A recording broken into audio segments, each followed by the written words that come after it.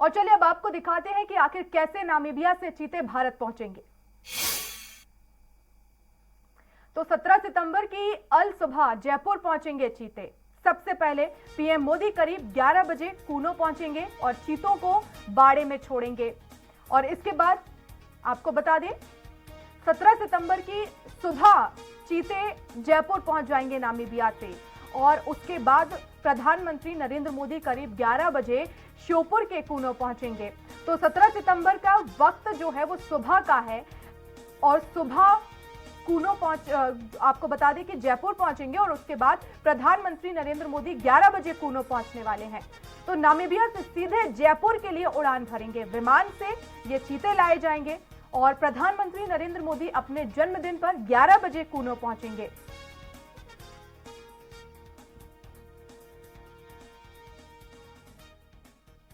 और ज्यादा जानकारी के लिए संवाददाता संजय डोंगरदिवे हमारे साथ इस वक्त लाइव जुड़ गए हैं। संजय, लगभग तैयारियां पूरी कर ली गई हैं। सीएम शिवराज सिंह चौहान आज खुद पहुंच रहे हैं कूनो। अभी क्या अपडेट मिल पा रहा है? रवाना हुए और उनके साथ कैबिनेट मंत्री भी जाने वाले हैं। बिल्कुल वर्षा, मैं आपको बता दूं कि अभी शिवराज सिंह चौहान रवाना तो नहीं हुए हैं, लेकिन कुछ टाइम बाद वो निकलने वाले हैं। अगर ये बात कर ली जाए कि तैयारियों को लेकर उनके साथ मंत्रियों मंडल के कई मंत्री वहां पे पहुंचने वाले हैं। कल की जो एक तो बड़ी बैठक और साथ में जिस प्रकार से कल प्रधानमंत्री नरेंद्र मोदी का जन्मदिन, तो उसको लेकर भी पूरे प्रदेश भर में भारतीय जनता पार्टी अच्छे स्तर पर कार्य कर रही है। और सबसे बड़ा अगर देखा जाए तो कल का जो एक त्यौहार रूपी माना जाएगा, मध्य प्रदेश के लिए शान माने जाने वाले, क्योंकि मध्य प्रदेश में जब कूनो में अगर चीते देखने को मिलेंगे तो मध्य प्रदेश की शान अपने आप बढ़ जाएगी। जैसे आपने पहले ही बताया कि पहले स्थान पर जब शेर को लेकर भी हमारे यहाँ सबसे ज़्यादा माना गया है, उसके बाद अगर चीते आते हैं तो शेर और चीते को लेकर मध्य प्रदेश एक पर्यटन की दृष्टि से देखा जाए तो काफ़ी बड़ा स्तर और काफ़ी बड़ा स्थान हासिल कर लेगा। वहीं अगर कल की बात करूँ तो कल प्रोग्राम को लेकर जिस प्रकार की तैयारियाँ वहाँ बताई जा रही है कि तैयारियाँ पूरी कर ली गई हैं। वर्षा की स्थिति देखी जा रही है कि वर्षा जिस प्रकार से हो रही है, रुक रुक वर्षा हो रही है, उसको लेकर वहाँ पे इस प्रकार की सावधानियां रखी गई है कि आने वालों को और प्रोग्राम में कोई दखल ना हो पाए या किसी प्रकार की परेशानी का सामना ना कर पाए। इसको लेकर भी पूरी तैयारियां की गई है, बारिश को ध्यान में रखते हुए की गई है। वही बता रहा था मैं आपको कि वर्षा को ध्यान में रखकर, क्योंकि मौसम विभाग ने भी जिस प्रकार से कहा है 2-3 दिन बाद मौसम और चेंज होना है, आना है, तो उसको लेकर भी ध्यान में रखा गया है कि कल का जो प्रोग्राम है उसमें किसी प्रकार का कोई व्यवधान उत्पन्न ना हो, पानी किसी प्रकार का उत्पन्न न हो सके। इसको लेकर भी वहाँ पे तैयारियाँ की गई हैं। तो इसी को लेकर मुख्यमंत्री शिवराज सिंह चौहान खुद इस प्रोग्राम का देखने जाएंगे कि वहाँ पे किस प्रकार की तैयारियाँ की गई है। उनके साथ अगर हम बात कर ले तो कई मंत्री वहाँ पे पहुँचेंगे, उनके मुख्यमंत्री शिवराज सिंह चौहान के साथ, और साथ में बीडी शर्मा जो प्रदेश अध्यक्ष है वो भी कल कुछ भारतीय जनता पार्टी के कार्यकर्ताओं के साथ आज वहां पे देर रात तक पहुंचने की उम्मीद बताई जा रही है। लेकिन अभी की बात कर ले तो तैयारियों का जायजा अभी वहां के अधिकारी और मंत्री जो हैं वो अभी भी फोनों पे लेकर उनसे जानकारियां एकत्र कर रहे हैं। जी बने रहिएगा संजय। और 70 साल बाद भारत में एक बार फिर चीतों की लंबी छलांग देखने को मिलेगी। 3 नर और 5 मादा वयस्क चीतों के लाने के लिए एक विशेष जंबो जेट B747 नामीबिया की राजधानी विंडहोक पहुंच चुका है। इस विमान में चीतों के लिए पिंजरे बनाए गए हैं और आज ये जेट नामीबिया से उड़ान भरेगा। विमान करीब 11 घंटे का सफर तय कर 17 सितंबर की सुबह भारत पहुंचेगा। प्रधानमंत्री नरेंद्र मोदी करीब 11 बजे कूनो पहुंचेंगे और 3 चीतों को बाड़े में छोड़ेंगे। खास बात यह है कि चीतों को अत्याधुनिक हाई फ्रीक्वेंसी वाले सैटेलाइट रेडियो कॉलर पहनाए गए हैं ताकि 8144 किलोमीटर दूर से भी उन पर नजर रख सके। इन चीतों को बार बार बेहोश ना करना पड़े, इसलिए नामीबिया में ही उन्हें रेडियो कॉलर पहना दिया गया है। भारत में उन्हें एक नई पहचान मिलेगी, उनका नामकरण भी किया जाएगा। तो भारत में एशियाई चीते पाए जाते थे जो कि अब विलुप्त हो गए हैं। अब जो चीते लाए जा रहे हैं वह अफ्रीकी चीता है। कूनो अभयारण्य में अभी चिंकारा, चौसिंघा, नीलगाय, लंगूर, छोटा हिरण, जंगली सुअर, ब्लैक बक बहुत बड़ी संख्या में है और इसके अलावा तेंदुआ, भालू समेत कई मांसाहारी वन्य जीव भी हैं। और यही वजह है कि कोरोना के दौर के बाद अब नए पर्यटन सीजन में कूनो में पर्यटकों को वन्य जीवों की अटखेलियां ज्यादा दिखेंगी। चलिए कूनो के वन्य जीवों की संख्या पर नजर डालते हैं।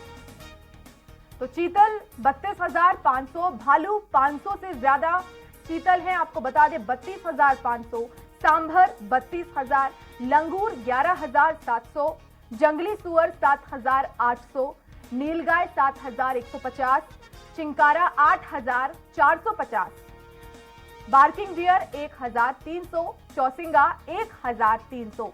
तो भालू 500 से ज्यादा। तो यहां पर कई मांसाहारी वन्य जीव हैं, हजारों की संख्या में।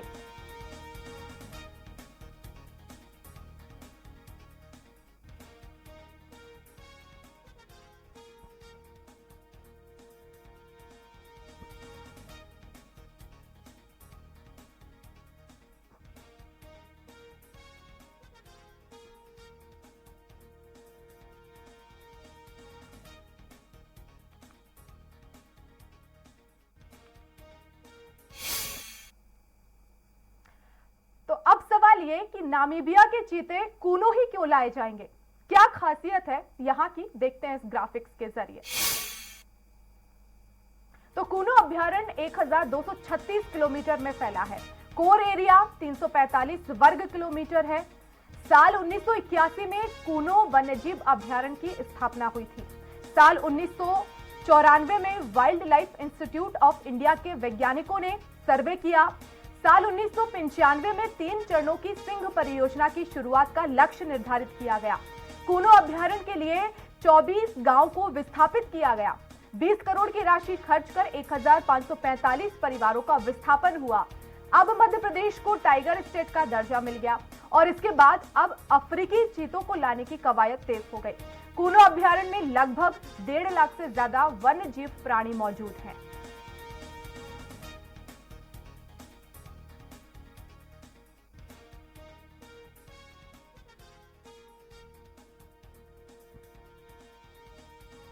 और हमारे साथ संजय लगातार बने हुए हैं। संजय, ये मध्य प्रदेश के लिए गौरव की बात है क्योंकि राज्य कई हैं और ऐसे में मध्य प्रदेश में श्योपुर को चुनना कहीं ना कहीं, टाइगर स्टेट तो है ही, अब चीता स्टेट भी कहा जाएगा। बिल्कुल वर्षा, अगर देखा जाए तो टाइगर स्टेट का तबका हम काफ़ी दिनों से लिए हुए हैं, क्योंकि जब टाइगरों की कमी थी उसके बाद कई बार कोशिश की गई और टाइगरों के स्टेट में भी हम पहले आ गए हैं। अब चीता जब अगर मध्य प्रदेश में आ रहा है, देश में कई सारे स्थान थे, आपका कहना बिल्कुल सही है, लेकिन मध्य प्रदेश ही क्यों? क्योंकि मध्य प्रदेश का जिस प्रकार से कार्य क्षेत्र या उस ये कह लिया जाए कूनों का जो क्षेत्रफल है वो चीते के हिसाब से काफ़ी अनुकूल माना जा रहा है। वहाँ का पर्यावरण काफ़ी अनुकूल माना जा रहा है। वहाँ पर सबसे बड़ी बात थी कि वहाँ पर जो इनका जो मुख्य भोजन है, चीतों का जो पसंदीदा भोजन है, वो काफ़ी बड़ी मात्रा में वहाँ पे पाया जाता है। तो इसी को लेकर ये कहा गया था कि एक प्रतिकूल स्थिति वहाँ देखी गई कि पूरा कूनों में देखने को मिली, इसीलिए वहाँ का चयन किया गया है। अगर चीते जब कूनों पहुँचेंगे तो कहीं ना कहीं देश के साथ साथ प्रदेश का नाम जरूर स्वर्ण अक्षरों में लिखा जाएगा। और जब प्रधानमंत्री नरेंद्र मोदी जब इनको बाहर निकालेंगे तो लोगों में इन्हें देखने की, क्योंकि हमने अगर जो काफ़ी छोटी एज के रहे होंगे उन्हें तो कभी चीते देखे नहीं होंगे, उन्हें ये देखना एक अपने आप में एक उत्साह भर देगा। और मध्य प्रदेश के लिए ये एक गौरव का दिन होगा कल, जब चीते उनकी धरती पर जो कूनों के जंगल में अटकलियां करते हुए नजर आएंगे। जी संजय, लेकिन देखिए सबकी नजर इसी पर है कि आखिर इन चीतों को बाड़े में कैसे छोड़ा जाएगा। प्रधानमंत्री खुद बाड़े में छोड़ेंगे, इसको लेकर क्या तैयारियां हैं, किस तरह से इसको लेकर मंच बनाया गया है, कैसे उन्हें बाड़े में छोड़ा जाएगा, कितने चीतों को छोड़ा जाएगा?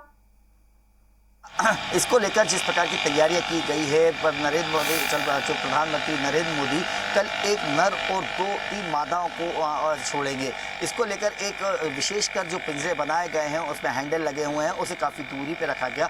उसको हैंडल को घुमाकर नरेंद्र मोदी पहले नर को पिंजरे से बाहर करेंगे, उसके बाद मादाओं को बाहर करेंगे। यानी जैसे ही पहले नर जब कदम बाहर रखेगा तो अपने आप में मध्य प्रदेश के लिए एक उत्साह का माहौल बनेगा और युवाओं में, और ये कह लिया जाए भोपाल की मध्य प्रदेश की जनता के लिए एक काफ़ी उत्साह देखने को मिलेगा कि मध्य प्रदेश की जनता को भी अब चीते देखने को, या ये कहा जा सकता है हिंदुस्तान की जनता को मध्य प्रदेश आना पड़ेगा चीते देखने के लिए। तो ये कहा जा सकता है कल नरेंद्र मोदी खुद तीन चीतल, एक नर और 3 मादाओं को रिहा करेंगे। उसके लिए पिंजरा और उस पिंजरे से एक कुछ ही दूरी पर एक हैंडल बनाया गया, हैंडल को घुमाकर वो इन चीतों को आज़ाद करेंगे। जी बिल्कुल। और जिस तरह से संजय पूरे ही भारतवर्ष में मध्य प्रदेश और वहां पर श्योपुर का कूनो एक ऐसी जगह हो जाएगी जहां पर दूर दूर से सैलानी आएंगे कि आखिर चीता दिखता कैसा है, एक झलक पाने के लिए वो भी बेसब्री से इंतजार करेंगे। आखिर ये आम लोगों के लिए कब से खुलना शुरू हो जाएगा?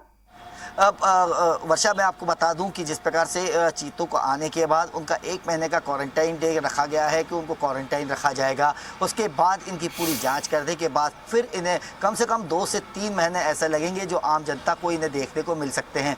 लेकिन अभी तक अगर ये कहा जाए तो इनके जिस प्रकार से इनकी सुरक्षा का इंतज़ाम अभी कम से कम 3 महीने तक इन्हें आम जनता से दूर रखा जाएगा। ये 3 महीने देख नहीं पाएंगे। क्वारंटाइन के समय इनके ऊपर पूरी तरीके से नज़र रखी जाएगी, जिसको लेकर एक अलग ही टीम बनाई गई है। यह भी है कि भी कुछ लोग यहाँ पे रुकेंगे जब तक इनका क्वारंटाइन खत्म नहीं हो जाता। उनकी और देख रेख की और उनकी पूरी जानकारी, जो उनको किस प्रकार से उनका ख्याल रखा जाए या उनको किस प्रकार से उनकी जानकारी रखी जाए, इसको लेकर भी एक ट्रेनिंग प्रोग्राम यहाँ पे ऑर्गेनाइज किया गया है, जो नाइबिया के लोग ही यहाँ पे रुक के देंगे। और उसके लेकर ये भी कहा गया कि जो चीतों की सुरक्षा को लेकर कि दूसरे राज्य में न चले जाए, इसको लेकर, क्योंकि पास में ही श्योपुर के पास में ही राजस्थान का क्षेत्र लग जाता है, जहाँ पे काफ़ी बड़ा जंगल क्षेत्र है, तो वहाँ पे भी चौकियों का निर्माण कर दिया गया है और वहाँ पे भी कई सुरक्षा कर्मियों को तैनात किया गया है। अगर देखा जाए तो चीतों को भी पूरी वीआईपी ट्रीटमेंट के साथ पूरे मध्य प्रदेश में बिल्कुल शान के साथ उनका वहाँ पे स्वागत और उनका देखरेख और रखरखाव किया जाएगा। जी वर्षा। संजय, आप बने रहिएगा। इस वक्त हमारे साथ अजय त्रिपाठी जी फोन लाइन पर जुड़ गए हैं। अजय जी, मध्य प्रदेश के लिए एक ही बेहद गौरवान्वित करने वाला कल का वो पल होगा जब टाइगर स्टेट के बाद अब चीता स्टेट भी कहा जाएगा। कैसे देखते हैं आप इस पूरी उपलब्धि को मध्य प्रदेश के लिहाज से? हाँ वर्षा, निश्चित रूप से मध्य प्रदेश के लिए बड़ी उपलब्धि है, बल्कि मध्य प्रदेश कहना चाहिए कि पूरे इंडिया के लिए, क्योंकि इंडिया में 70 से 50 साल बाद चीते आ रहे हैं और मध्य प्रदेश का संरक्षण स्थली बनेगा। ये हमारे लिए बड़ी उपलब्धि है। प्रधानमंत्री जी, कल उनका जन्मदिन है, उस मौके पर प्रधानमंत्री जी वो पुनः पर रहेंगे, ये भी बहुत बड़ी उपलब्धि है। तो स्वाभाविक रूप से मध्य प्रदेश के लिए एक बहुत बड़ी उपलब्धि है। ऐसी स्थिति में जो चीते वहां पर लाए जा रहे हैं, मध्य प्रदेश और धीरे धीरे जो स्टेट लायन स्टेट कहलाता है, शेरों का राज्य कहा जाता है, उसको धीरे चीता स्टेट बन जाएगा। और बड़ी उम्मीदें लगी हुई, क्योंकि गोपालपुर कोनों में जिस तरह की व्यवस्थाएं की गई हैं, पूरा जो प्लान है सरकार का, एक टूरिस्ट सर्किट बनाने का प्लान है, क्योंकि वहां से जो हवाई यात्राएं पास पड़ती हैं, जयपुर पास पड़ता है, ग्वालियर पास पड़ता है, आगरा पास पड़ता है, झांसी, दतिया, जो तमाम हिस्टोरिकल प्लेस हैं वो सब पास पड़ते हैं। तो एक सरकार पूरा टूरिस्ट सर्किट बनाने के प्लान कर रही है और उस प्लान जब बन जाएगा, इसलिए चीतों को बेहद संरक्षण दिया जाएगा, बहुत महत्वपूर्ण उनको रखा जाएगा, ताकि एक सर्किट बन जाए तो देश का ही नहीं बल्कि दुनिया भर का पर्यटक जो वाइल्ड लाइफ को पसंद करता है वो वहां पर आएगा और निश्चित रूप से मध्य के लिए एक बड़ी उपलब्धि होगी। जी बिल्कुल। और जिस तरह से प्रधानमंत्री इन चीतों के साथ अपना जन्मदिन मनाएंगे, ये अपने आप में एक बेहद ही खास पल होगा, क्योंकि किसी ने ऐसे नहीं सोचा होगा कि इस तरह से आमतौर पर लोग अपना केक काट कर जन्मदिन मनाते हैं, पार्टीज करते हैं, लेकिन हमने जिस तरह से प्रधानमंत्री का कंसर्न वाइल्ड लाइफ की ओर देखा है, अपने आप में ये बताता है कि आने वाले समय में भी हमें कुछ ऐसे ही वाइल्ड लाइफ से जो रिलेटेड जानवर है वो हमें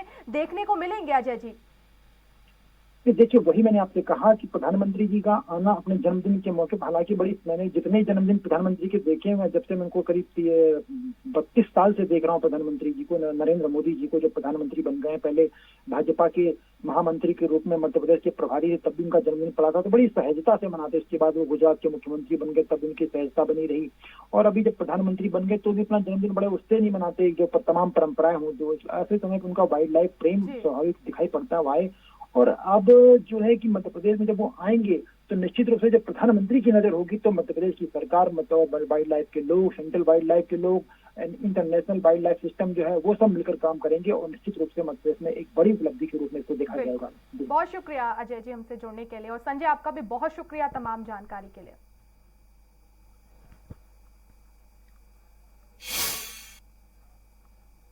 तो पर्यटन के नजरिए से किसी भी जिले को जब नई सौगात मिलती है तो लोग उम्मीद करते हैं कि उनकी भी माली हालत मजबूत होगी।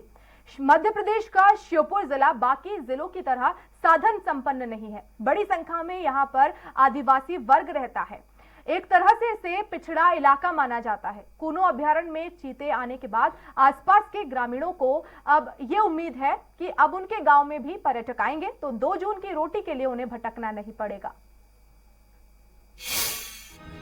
पर्यटन के नजरिए से किसी भी जिले को जब नई सौगात मिलती है तो लोग उम्मीद करते हैं कि उनके भी माली हालत मजबूत होगी। मध्य प्रदेश का श्योपुर जिला बाकी जिलों की तरह साधन संपन्न नहीं है। बड़ी संख्या में यहाँ आदिवासी वर्ग रहता है। एक तरह से इसे पिछड़ा इलाका माना जाता है।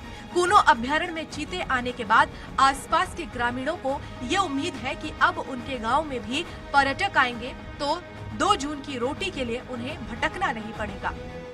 श्योपुर जिले के कूनो इलाके के तमाम वन रास्तों को अब ठीक किया जा रहा है, सजारा संवारा जा रहा है, जहां से अतिथि गुजरेंगे।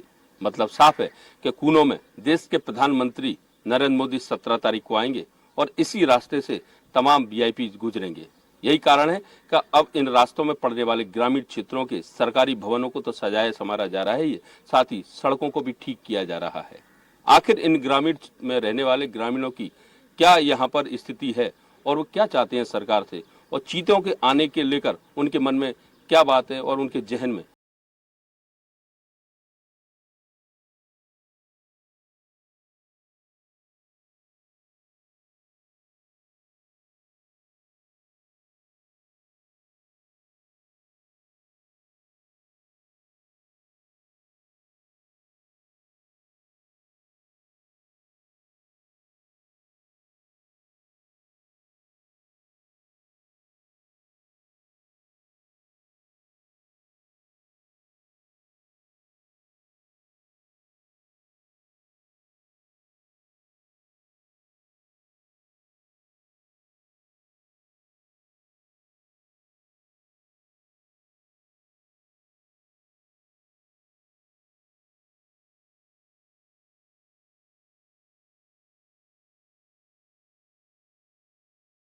ही अंदर नहीं घुस पाएंगे। तो वो जमीन है वहाँ से चल रहा रोजगार बस, और कुछ ना आने साहब। पता तो है साहब जो कुना मजे कुना अभ्यारण्य बने जाए तो चीतल भी आए जाते हैं, इस बात को पता चल रहा हो साहब। रोजगार बढ़ेगा और तुम्हारी सब व्यवस्था जाएगी, दुकान भी सब जाएगी। वीआईपी होटल बनाएंगे जहाँ पूरी में अच्छी होटल है, ये तो पता लग रहा है जब बाद। तो वहीं कुछ ग्रामीण सकारात्मक सोच के साथ भी आगे बढ़ रहे हैं। उनका कहना है कि चीतों को देखने बड़ी संख्या में पर्यटक आएंगे, उनके गांव से होकर निकलेंगे। ऐसे में रोजगार बढ़ेगा तो उनकी आर्थिक स्थिति भी मजबूत होगी। पिछड़े हुए गांव संपन्न हो जाएंगे तो इलाके में रोजगार के साधन बढ़ेंगे। अगर कहूँ अब आए से हमन को कुछ फायदा हो जाए तो हम डटे हैं, नहीं तो कोई हमें ऐसी जोड़ दो कि तुम तेरने के बगल हो जाए। क्यों ज्यादा लोग घूमने आएंगे तो उससे फायदा नहीं होगा, दुकानदारी बढ़ सकती है। दुकानदारी का मन तो साफ पैसा नहीं है। हाँ पैसा हो तो हम दुकानदारी करें।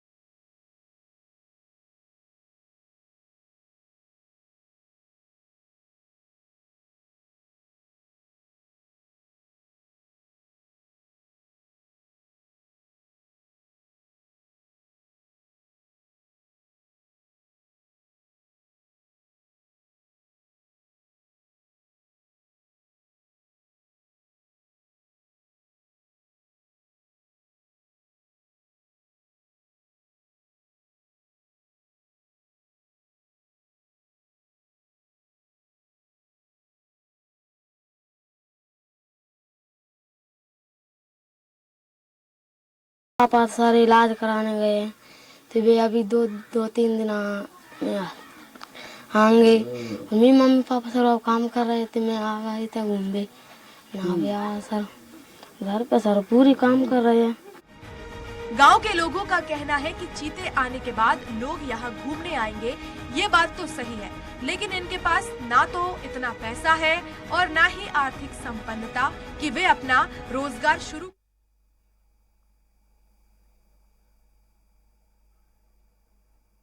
और इस वक्त हमारे साथ पीएस चावला जी जुड़ गए हैं, जो इस अभ्यारण्य से लगातार जुड़े हुए हैं। हम उनसे जानने की कोशिश करते हैं कि उनका कैसा एक्सपीरियंस रहा है। एसएस चावला जी, हमें बताएं कि जब से ये कूनो अभ्यारण्य में आप लंबे समय से जुड़े हुए हैं, कैसा आपका अनुभव रहा है और चीतों के आने के बाद आखिर ये कितना बदला नजर आ रहा है? पहले तो आप मेरा नाम सही अनाउंस करिए। मेरा नाम चावला नहीं पावला है। जी माफ कीजिएगा, जी माफ कीजिएगा। तो दूसरा, जहाँ तक कूनों और चीतों की बात है, ये बहुत खुशी का मौका है कि बहुत सालों की मशक्कत के बाद अब ये एक प्रयास सफल हो रहा है। कूनों में चीते लाने का जो कार्यक्रम है, मेरा भी एक अधूरा सपना था जो आज पूरा हो रहा है।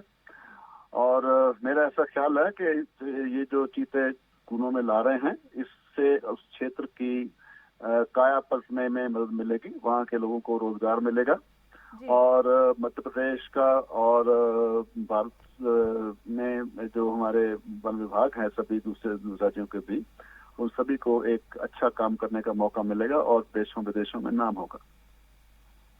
जी एच.एस. पावला जी, कितना बदलाव अभी आप इस वक्त कूनों में देख रहे हैं? वहाँ के जो ग्रामीण हैं वो इसको लेकर क्या सोच रहे हैं, किस तरह से? क्योंकि उन्हें लग रहा है कि कहीं ना कहीं या तो हो सकता है कि बड़े बड़े लोग आएंगे तो उनका आशियाना वहां से छिन जाएगा, कुछ लोग ये सोच रहे हैं कि चीते आएंगे तो पर्यटन बढ़ेगा। हाँ, पर्यटन बढ़ने से ही उन लोगों को लाभ होगा, क्योंकि जो वन्य प्राणी संरक्षण है इसमें सबसे बड़ा एक उद्देश्य रहता है कि इनके आने से पर्यटन बढ़ेगा और पर्यटन से लोगों को रोजगार मिलेगा। हमें सरकार को ऐसी नीतियां, ऐसे प्रोग्राम बनाने पड़ेंगे जिससे इस पर्यटन का ज्यादा से ज्यादा फायदा स्थानीय लोगों को हो। उनको चाहे एक अच्छी ट्रेनिंग दी जाए या ऐसे रिजर्वेशन की जाए कि यहाँ की जो जॉब्स होंगी ज्यादातर लोकल लोगों को मिलेंगी। और इसके लिए एक तरह से पूरे स्टाफ की एक ट्रेनिंग करनी पड़ेगी, ओरिएंटेशन करना पड़ेगा, लोकल लोगों को ट्रेनिंग देना पड़ेगा। हो सकता है जहाँ जरूरी हो कुछ लोगों को चाहे फाइनेंशियल मदद की जाए, उनको लोकल अपने बंदोबस्त, ये पर्यटन सिस्टम फैसिलिटी चालू करने के लिए कम्युनिटी बेस्ड टूरिज्म शुरू किया जा सकता है। तो यदि इसके आने से, चीता के आने से स्थानीय लोगों को लाभ नहीं होता है तो ये जो है कार्यक्रम एक तरह से अधूरा माना जाना चाहिए। तो चीता तो ले आए हैं, बहुत अच्छी बात है। मैं हमारे मध्य प्रदेश सरकार को, गवर्नमेंट ऑफ इंडिया को, सबको बहुत बहुत बधाई। लेकिन अब सबसे बड़ा काम ये है कि इससे बहुत स्पष्ट दिखना चाहिए कि इसके आने से स्थानीय लोगों को, गरीब लोगों को लाभ हुआ। उसके लिए क्या करना है, एक तरह से उनको बैठ के मनन करना चाहिए और जैसी जैसी भी नीतियां, जैसे जैसे प्रोग्राम लाने की जरूरत हो, जिससे ये बिल्कुल सुनिश्चित हो जाए कि यहाँ रोजगार पैदा होंगे और उन रोजगारों पर ज्यादा से ज्यादा अधिकार जो स्थानीय लोगों का होगा।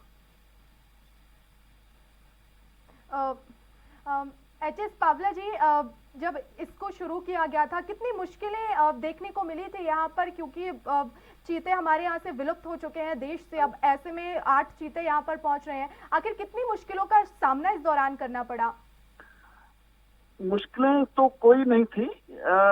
ये जरूर है कि बहुत लोगों के मन में भ्रम है कि चीता लाने की आवश्यकता नहीं है, चीता लाने से दूसरे जो हमारे जो एंडेंजर स्पीशीज है उन पर से फोकस कम हो जाएगा, या इसके आने से लायन जो लाने का प्रोग्राम था वो किसी तरह ठंडा पड़ जाएगा। इस तरह से एक कंट्रोवर्सी पैदा हो गई थी जो धीरे धीरे मेरे ख्याल में अब शांत हो जाएगी। ये एक ऐसा प्रोग्राम है जिससे लाभ ही लाभ है यदि हम इसका ढंग से एक तरह से इसको मैनेज प्रॉपरली करते हैं। तो बाकी इसके अलावा कोई परेशानी नहीं थी। अब इतना ही है क्योंकि ये इंटरनेशनल प्रोग्राम है जिसमें दो कंट्रीज के बीच में सहमति होना जरूरी है। फिर दोनों साइड्स के जो वैज्ञानिक है उनकी कॉमन अंडरस्टैंडिंग होना चाहिए, जो इंटरनेशनल प्रोटोकॉल्स है पूरी फॉलो होना चाहिए। तो ये सारे करने में टाइम लगता है और बीच में कोर्ट केस आ गए जिसमें कुछ लोग, जो लोग ज्यादा चिंता कर रहे थे कि चीता लाने से कुछ दूसरे प्रजातियों पे फोकस कम हो जाएगा, वो कोर्ट चले गए, कोर्ट ने रोक दिया प्रोग्राम। बाद में जब कोर्ट को सही स्थिति बताई गई कि नहीं, ये चीता लाना और लायन लाना या दूसरे वन्य प्राणियों के बीच में कोई कॉन्फ्लिक्ट नहीं है, तो वो माननीय सुप्रीम कोर्ट ने भी इसको आगे जाने की गो अहेड दे दी। और अब काफी लंबा सफर तय करने के बाद मैं, क्योंकि 2010 या 11 से ये प्रोग्राम शुरू हुआ था और तब से पूरा तैयारी करते हुए अब काफी तैयारी भी हो गई है और जितने भी इसमें कोई खामियां नजर आती थी पूरी प्लानिंग में जल्दी करने में कभी कभी गलतियां होती हैं, वो भी एक तरह से सिचुएशन नहीं है। तो मेरे ख्याल में हमारे पास इतने कॉम्पिटेंट अधिकारी हैं, इतने कॉम्पिटेंट साइंटिस्ट हैं, इंडिया के ही नहीं विदेशों के भी साथ में शामिल है। इस प्रोग्राम के सफल होने में मुझे कोई शंका नहीं लगती। बिल्कुल, बहुत शुभकामनाएं भी हैं आपको, मुबारकबाद पावला जी, क्योंकि लंबा समय तय किया है। आपसे ये जानना चाहेंगे कि चीता आखिर इकोसिस्टम के लिए कितना जरूरी हो जाता है? देखिए, ये जो हमारे जंगल की इकोसिस्टम है, ये एक पूरी फूड चेन रहती है और इसमें जितने भी हमारे जीव हैं, चाहे वो प्लांट्स हों, चाहे वो छोटे जानवर हों, बड़े जानवर हों, एक तरह से एक दूसरे से लिंक्ड रहते हैं। तो चीता खत्म हो जाने से एक हमारे एक नीश जो था, उस एक तरह से जिसको कहते हैं खाली सा हो गया था। अब उसके आ जाने से जिन जिन एरिया में चीता के लिए स्कोप है, एक वो उस नीश को अपन फिल कर पाएंगे और जिससे हमारे जो पूरा बायोलॉजिकल जो कंपोनेंट है हमारे जंगलों का वो कंप्लीट हो जाएगा। जी, बहुत बहुत शुक्रिया पावला जी, हमसे जुड़ने के लिए, हमें जानकारी हमारे साथ साझा करने के लिए।